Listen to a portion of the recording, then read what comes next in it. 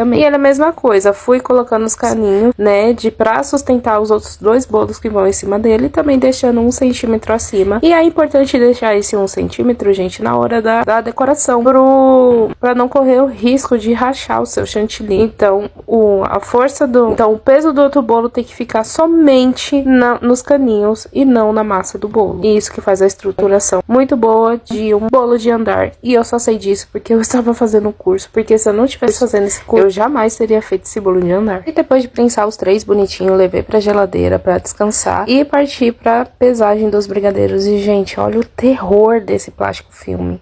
Como ele grudou inteiro. E o meu brigadeiro estava fora do ponto pra cima. Então ele não estava cremoso no ponto de brigadeiro mesmo. Ele estava cremoso no ponto de bala de brigadeiro. Quem já comeu bala de brigadeiro sabe como que é. Ele é um pouquinho mais firme, né? Que ele dura um pouquinho mais de tempo. Mas não gruda o confeito. Ai, gente, sem comentários. E o meu brigadeiro de churros, o de ninho, foram perfeitos. Ficaram no ponto perfeito. Mas o de chocolate eu sempre erro. Ou eu erro pra um ponto a mais, como desse caso foi. Ou pro ponto a menos, que fica meio molenga. Então, tipo assim, ele enrola, mas aí depois de um tempo ele começa meio que derreter, sabe? Não fica a bolinha perfeita. Meus brigadeiros de chocolate, eu não sei mais o que fazer. E todos os brigadeiros, sem ser o de chocolate, eu pesei com 15 gramas e o de chocolate com 12. Tá vendo? Ele boleia tudo bonitinho, mas não cola. No amendoim, eu até desisti. Eu ia fazer metade ferreiro e metade tradicional, mas eu acabei fazendo só 12 de ferreiro, porque o amendoim simplesmente não queria colar. Da última vez tinha acontecido isso, mas era só no de amendoim, me deram a dica de peneirar, mas dessa vez era realmente o brigadeiro, que estava no ponto de não colar nada. E tem uma bela mãozinha pequenininha, gostosa, porque é da minha filha, que o sonho dela é me ajudar a fazer brigadeiro, a fazer bolo. E como era o aniversário dela, gente, eu deixei. Toda vez que eu tô